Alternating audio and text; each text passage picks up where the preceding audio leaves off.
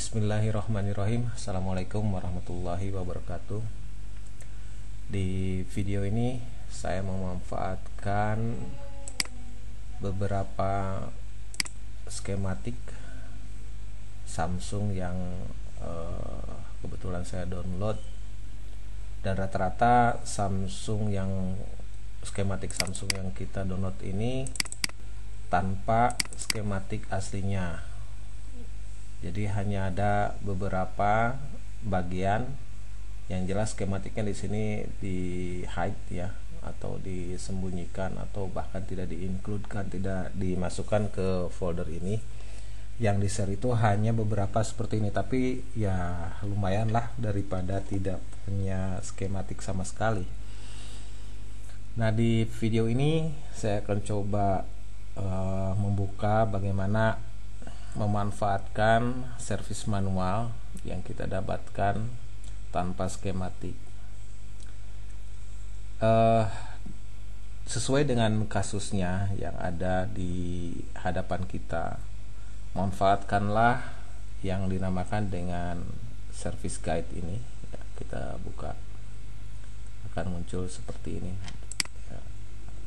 Service guide seperti ini, kemudian troubleshooting seperti ini ya. Sedikit bermanfaat buat kita ya, mungkin kalau yang sudah biasa belajar dari dasar mungkin sangat terbantu sekali. Oke, kita buka di halaman troubleshooting. Di sini akan ada components layout atau yang dikenal dengan package on package ya. Di sini mainboardnya,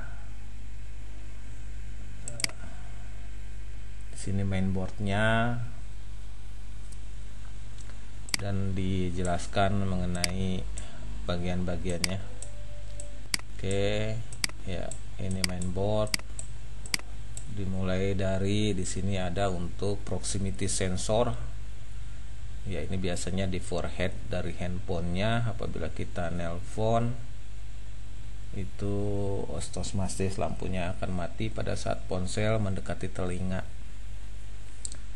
ya. Kemudian nanti di sini ada LED untuk front kamera flash, untuk kamera depan. Oke, di sini HDC itu hardware connector ya, hardware device connector. Ini adalah dipakai untuk menghubungkan antara kamera rear kamera atau kamera belakang dengan boardnya.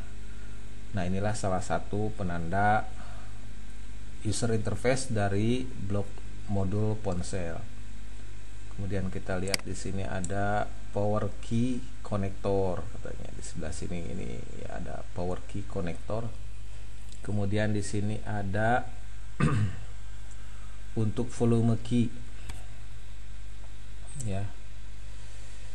Di sini tuh ada untuk volume up atau volume down. Ini pada prinsipnya adalah untuk tombol adjustable ya, kita bisa setting suaranya tinggi atau rendah. Di sini ada okta DC to DC. Ini ada untuk ada apa ya namanya, regulator. DC to DC itu adalah sebuah regulator yang kita nanti bisa lihat. Di sini ada U6000. Kemudian di sini ada UCP 3000 adalah untuk application processor atau prosesornya. Kemudian di sini ada eMMC-nya. Ya. Kemudian ada untuk transceiver. Ini biasanya dipakai untuk pengolahan data transmitter dan receiver.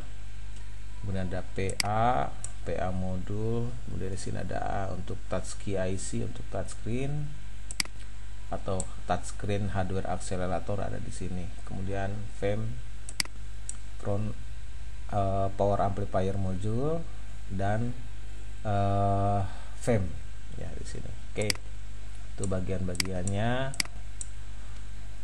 yang kita bisa manfaatkan dari troubleshooting.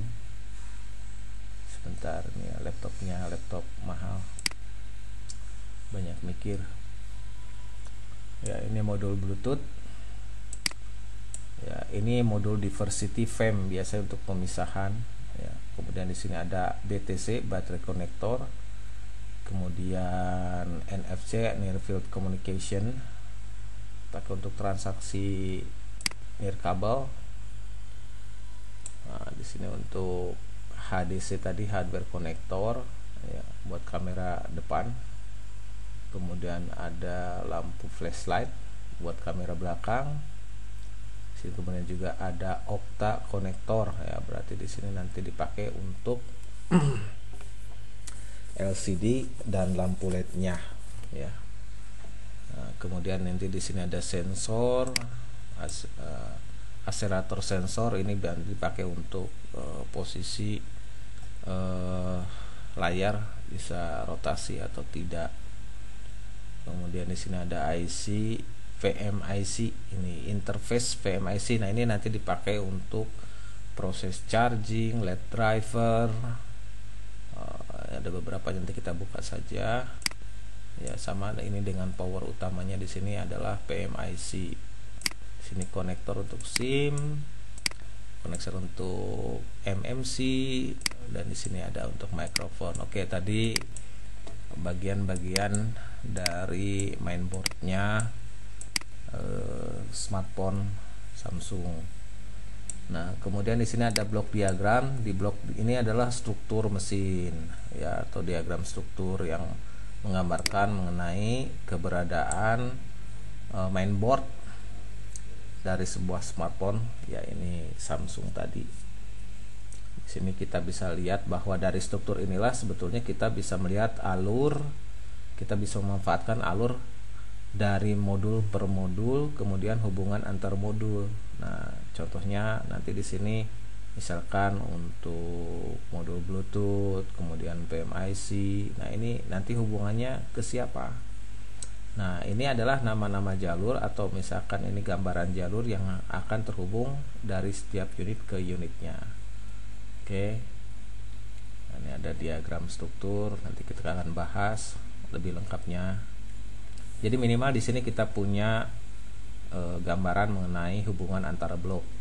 Ya, dimana di sebuah ponsel itu yang utamanya adalah blok RF, baseband, dan UI. Ya, ini RF-nya. Ya, ini blok RF modul sampai di sini nih. Nah, ini RF banyak. Kemudian baseband, dan untuk UI-nya yaitu yang terhubung dengan sistem konektor. Oke. Lanjut di halaman berikutnya. Ini adalah POP, modul POP, di mana kita bisa mencari komponen atau komponen finder. Ya, di halaman ini akan dijelaskan mengenai grup unit. Nah, ini yang saya maksud grup unit adalah kelompok kecil dari sebuah rangkaian. Saya ambil contoh seperti ini. Misalkan di sini ada kelompok rangkaian terkecil, unitnya misalkan unit 2001.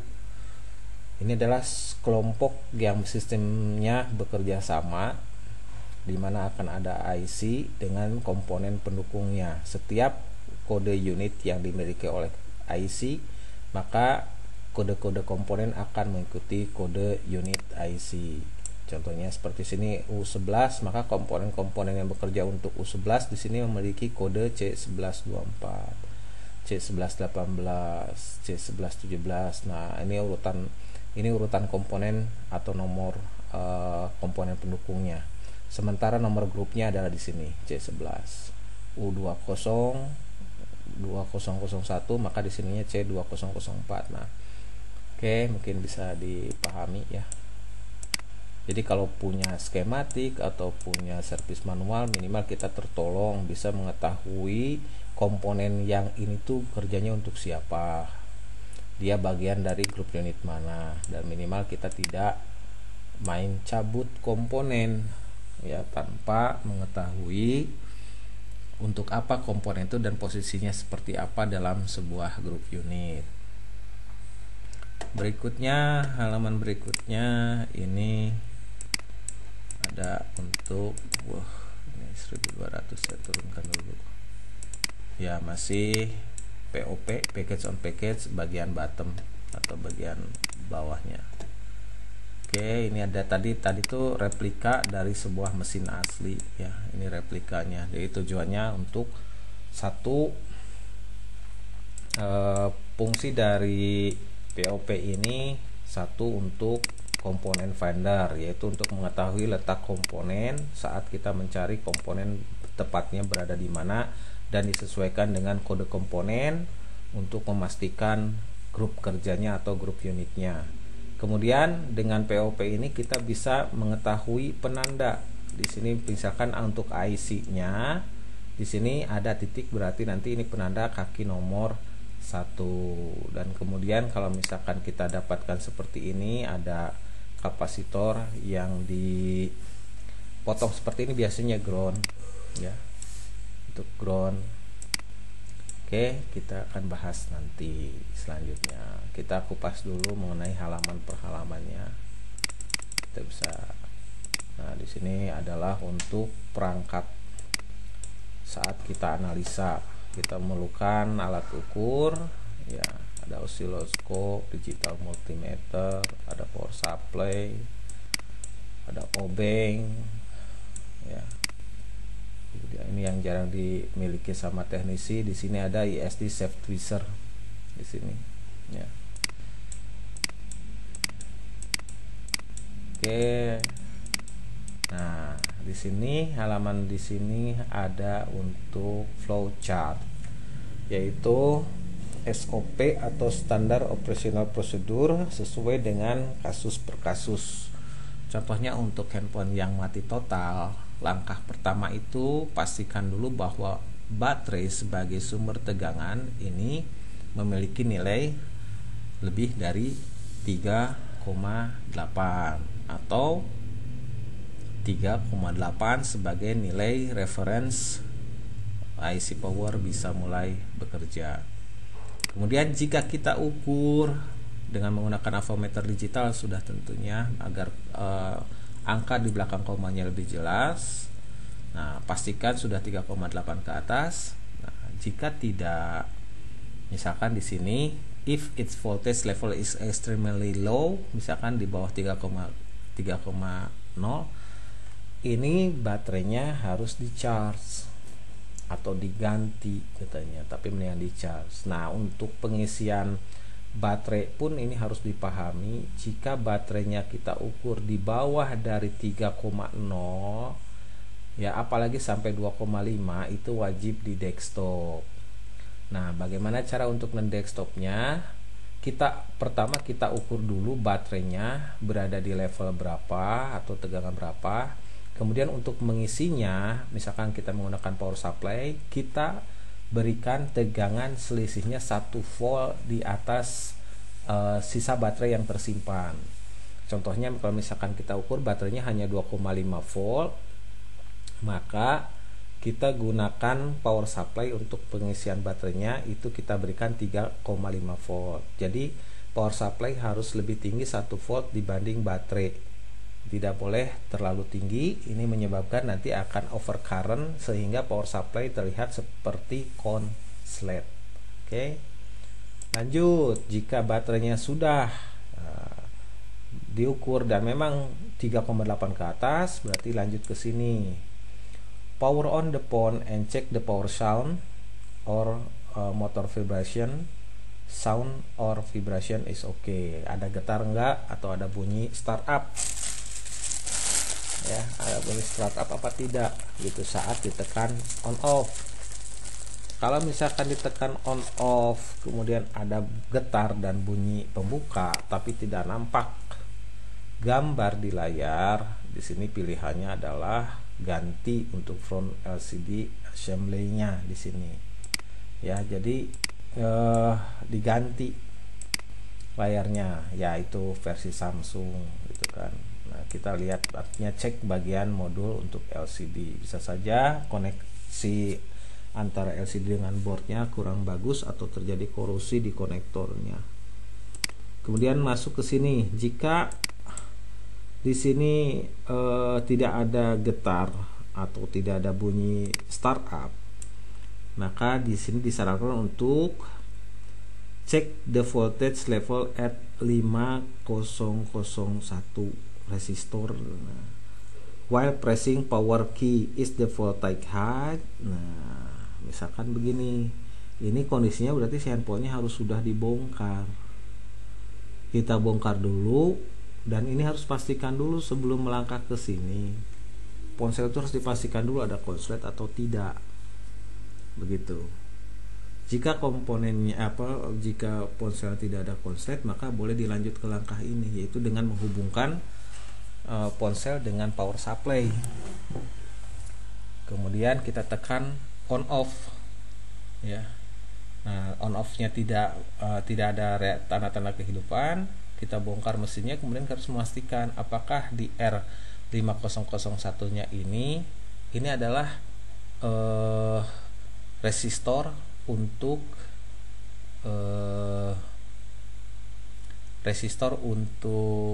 ke jalur on off atau jalur enable-nya IC power atau trigger.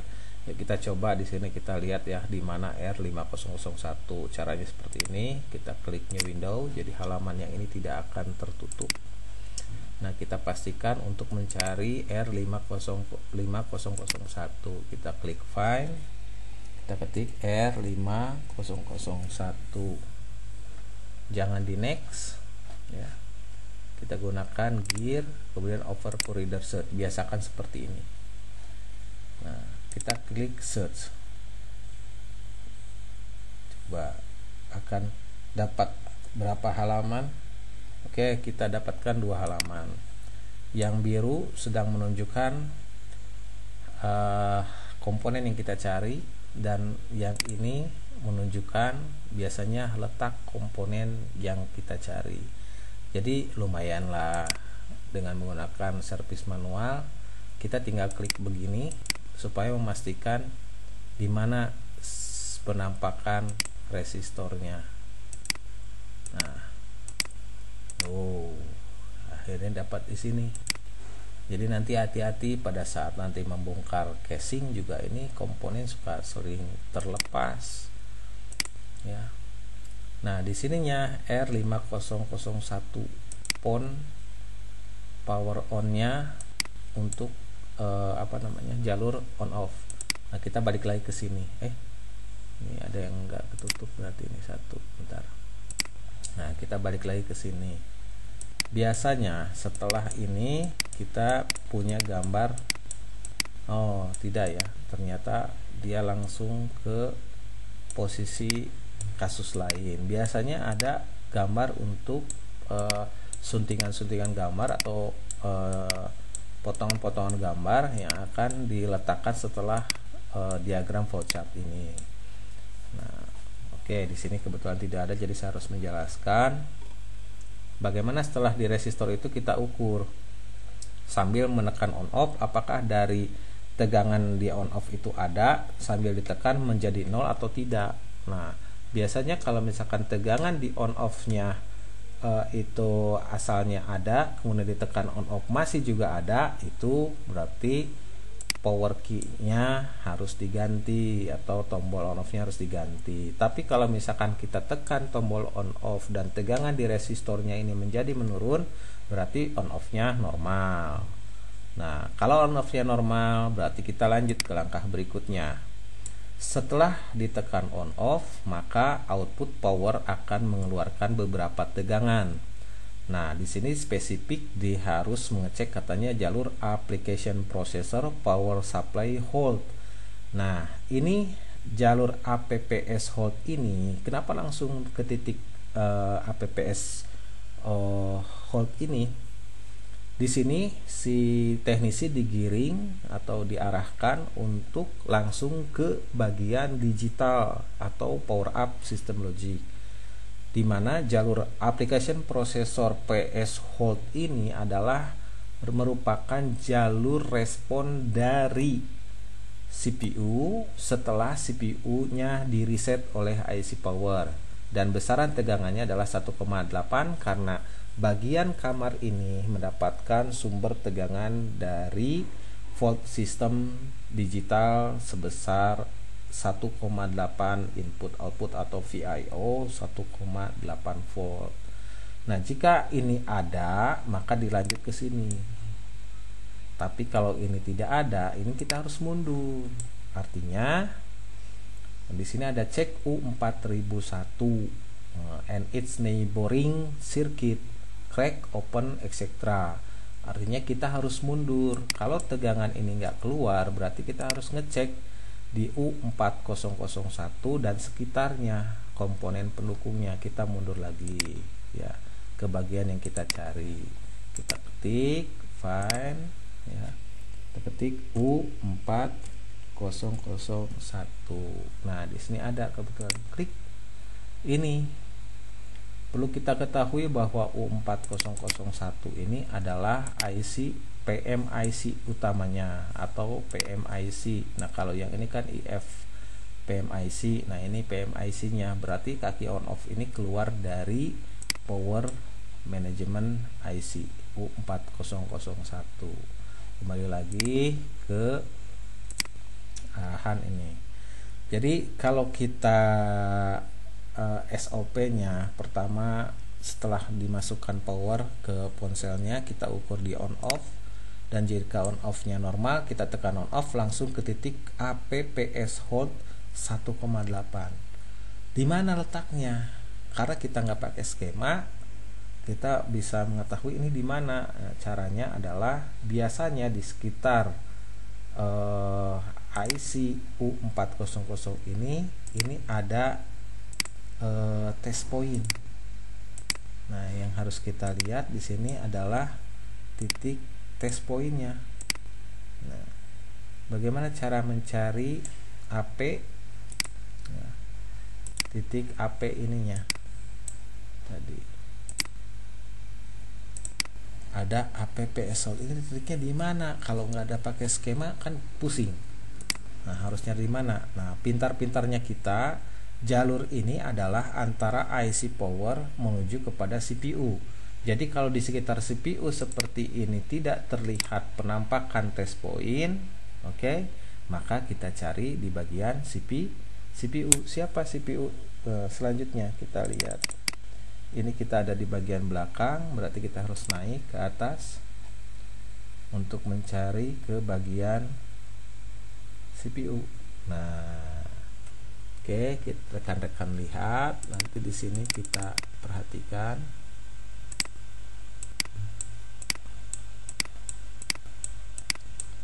Nanti di sini akan ada, ya, kita harus memutar otak sedikit. Ya, logikanya harus jalan. Jadi kita gunakan seperti ini, ada test point. Nah, test point APP seperti apa tadi namanya, kita kecilkan dulu untuk mengetahui di mana letak-letak test point. Biasanya kalau untuk CPU itu untuk bagian PUSL biasanya jarang melalui komponen. Jadi dia langsung ke posisi jalur, artinya jalur langsung antara power dengan CPU. Nah, kita memanfaatkan test point yang ada di CPU-nya ini. Ya, kita cari dulu. Mudah-mudahan ada. Ini biasanya di sekitar IC ini ada bulatan-bulatan seperti kuningan yang tidak terpakai atau titik-titik kuningan. Ya. Oke, betul, untuk ini enggak ada atau test pointnya. Nah, kita cari test pointnya. Nah, kita perbesar dulu, jangan menyerah. Biasanya di sini kita punya test point. Oke, kalau tidak ada kita coba dengan begini. AP underscore, ada nggak? Wah, ini nggak ada, berarti AP underscore tadi ya, sesuai dengan yang kita cari. Tadi jalurnya apa namanya? AP PS hold. Nah, AP PS hold 1,8. Nggak tahu, ini test pointnya nggak ada. Jadi kita coba dulu dengan menggunakan ini.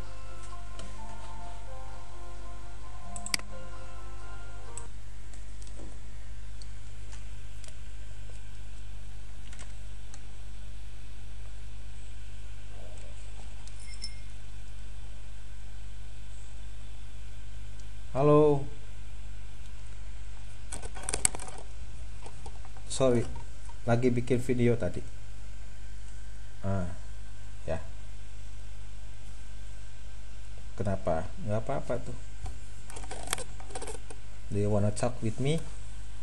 Do you wanna talk with me? Say something. Do you want to say something? Do you wanna talk with me? Say something? No? Okay. Have a nice coffee. Duh, sudah santai nih pagi-pagi. Iya, pagi-pagi sudah santet. Sudah santai. Oh ya. Oh ya. Harus sama cangkeng lagi.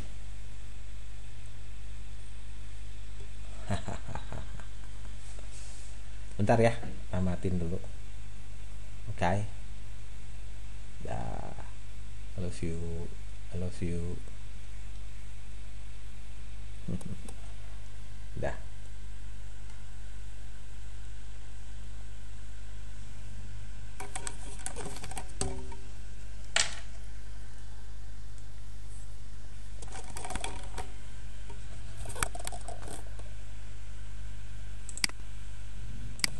Oke, kita lanjut. Ada iklan. Jadi kalau misalkan jarum ini tidak dapat, ya ini kita usahakan cari di sekitar CPU atau IC power. Biasanya ada test point. Nah, kita gunakan itu. Pengalaman saya adalah walaupun tidak punya skematik, saya mengembangkan bagaimana caranya mendapatkan nilai-nilai yang tadi misalkan kita dapatkan nilai 1,8 gitu kan, nilai 1,8. Nah, biasanya jarum APPS Sold ini langsung dari power ke CPU tanpa melalui komponen. Jadi harus nyari di sekitar IC CPU atau power yang ada test pointnya atau bulatan-bulatan kuningan, kita cek ada 1,8 enggak. Nah, gitu. Atau karena sumber tegangan APPS Sold ini dari tegangan 1,8, kita pastikan 1,8 nya ada enggak di komponen yang lain. Dan biasanya 1,8 ini digunakan untuk kepentingan di bagian user interface dan bagian-bagian yang mempunyai kontrol atau bagian rangkaian yang dikontrol oleh CPU. Contohnya seperti LCD, dia memerlukan 1,8. Jadi kita bisa cek di konektor LCD. Kemudian kamera butuh 1,8, kita cek di kamera.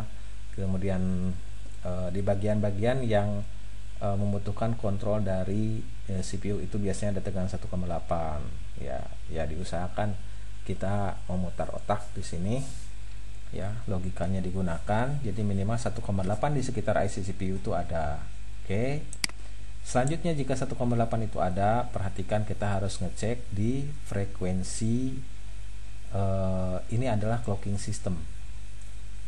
Ya, apa itu clocking system? Begini, di bagian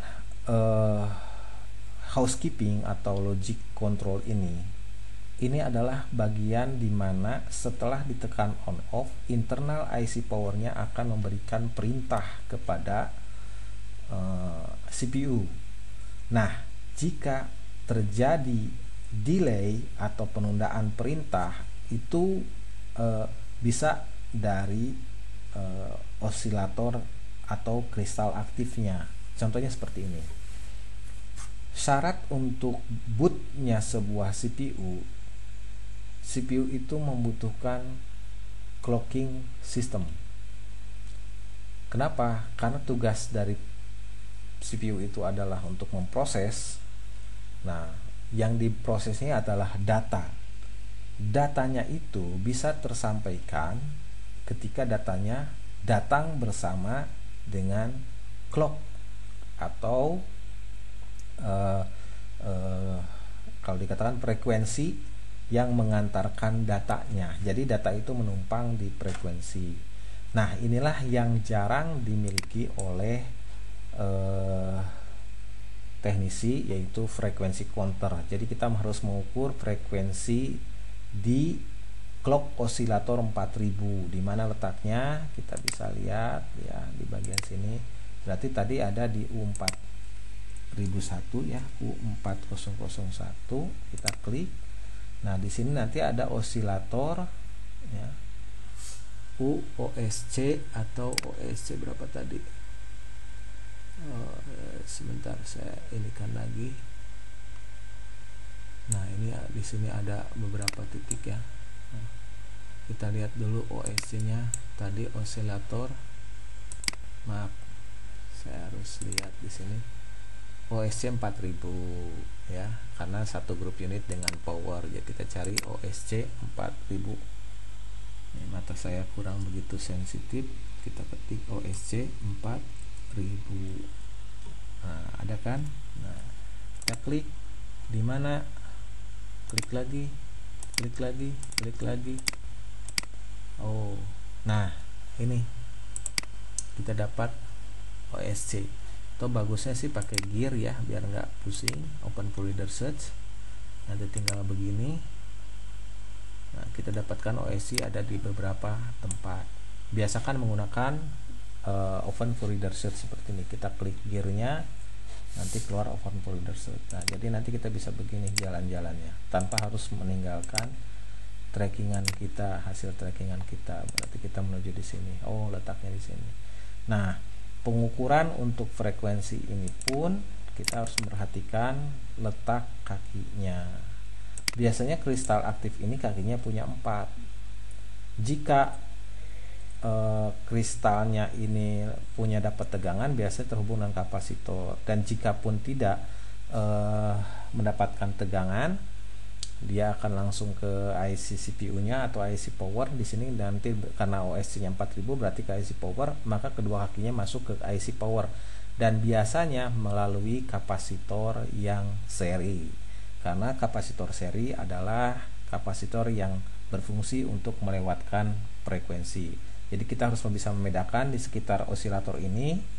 Kalau ada C-nya paralel, ya kemungkinan besar itu untuk jalur yang sifatnya menyimpan arus, sedangkan yang C seri adalah sifatnya yang melewatkan frekuensi. Jadi kita bisa mengukur di sini, memastikan di titik mana kita harus mengukur frekuensi. Pastikan di jalur yang C-nya seri atau boleh R-nya yang seri ya. Oke, itu tadi bagaimana cara kita memanfaatkan skematik servis manual tanpa skematik ya. Kita bisa mengikuti langkah-langkah atau flowchart dari servis manual Samsung ini. Untuk pertanyaan-pertanyaan berikutnya langsung saja tanyakan di grup alumni support Matrix Racer ya, atau di grup WhatsApp. Begitu dulu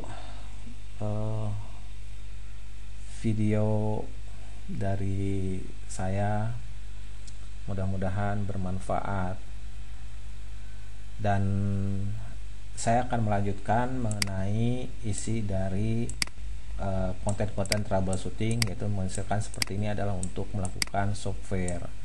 Langkah-langkahnya sesuai dengan standar operasional prosedur dari Samsung Service Center. Oke, saya Denny dan Bagus. Terima kasih atas perhatiannya. Mohon maaf atas segala kekurangannya. Assalamualaikum warahmatullahi wabarakatuh.